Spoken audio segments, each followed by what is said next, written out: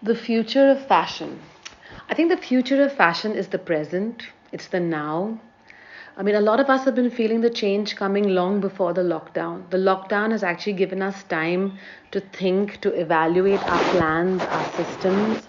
I hope that everyone in our industry has had the opportunity to detach themselves from the rat race, to work on themselves. I think it's so important for us to even think of ourselves as individual in a system that could change. We could be the change makers.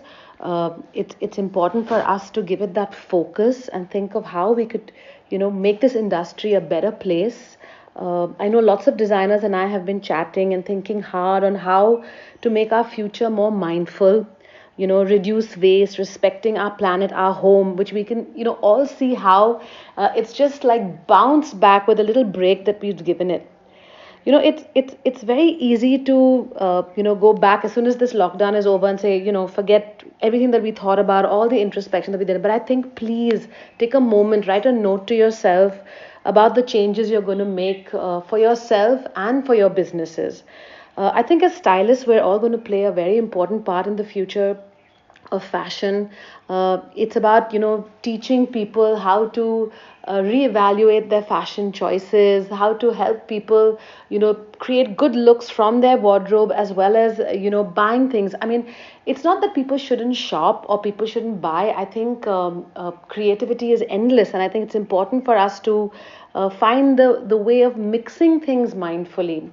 We're all talking about being vocal about local, and I think for ages we've all said that in India we have so much pride in the craft and the craftsmen that we have, and I think it's about time that we brought them to the forefront and respected them and gave them that importance. I feel, as fashion directors, stylists, creative people, we have to keep creating. That's what we do. And I think it's our job to inspire people to create beautiful fantasies. But at the same time, as we pursue this unique art form, it's also very important that we find the balance with necessity and sustainability. I think we have to live in the now, shake things up, come together as an industry, and dream big for our future. Hey, so I'm gonna talk about point number one on how we can rewear outfits in multiple ways. Um, I'm a very, very firm believer in this, considering I do have an obsession to shop. I do still have a habit of wearing just those key outfits in many different ways. Something I emphasize on a lot is a great white shirt, an oversized white shirt that can be worn in so many different ways.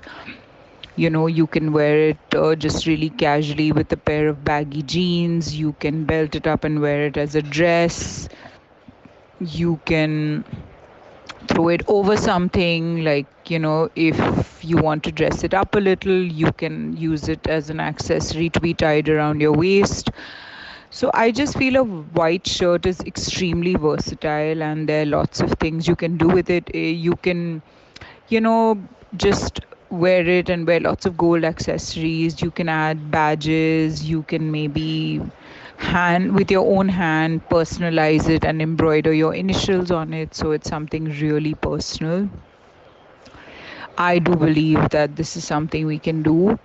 And I have strangely been delusionally positive through this whole thing. I've tried really hard to believe that we are going to come out stronger and much better, and hoping that work continues to be amazing. We just change our ways in how we do this, in small ways of being a little more conscious and compassionate towards what we do, and working with a little more direction is something that I want to focus on. Hi guys, I'm sharing some thoughts on a possible shifting in styling sensibilities. The global fashion system from yarn to yard materials and supply chain, production to resources, people policies to waste management, marketing to consumption, is all being called upon to undergo a paradigm shift to redefine itself. Being creative without transparency and accountability for the environment and to humans can no longer continue to drive fashion or even design.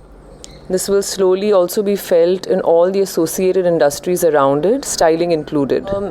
Approaching styling from a global angle, because of our digital connectivity, we are already exposed and participating in global trends. But a lot of these are produced locally, and we have incredible labels that make that accessible for us. So those who don't want to compromise on style can still play local to their advantage. Customized styling, I think, is a wonderful one for India, and even if it's happens in other parts of the world, where it takes the wastage of inventory off the landfills. Another aspect to styling will be timeless styling, styling with classic pieces. This has been in conversation for over a decade now. We've gone through terms like normcore, like classical wardrobes, capsule wardrobes, so several consumers may now want to more so disconnect from the speed and craze of season-driven, trend-based style, understanding the impact in the larger picture, and lean towards timeless styling. Green carpet styling would be an interesting area to see, where celebrities and their stylists creatively rethink conscious ways to be styled for their appearances going ahead.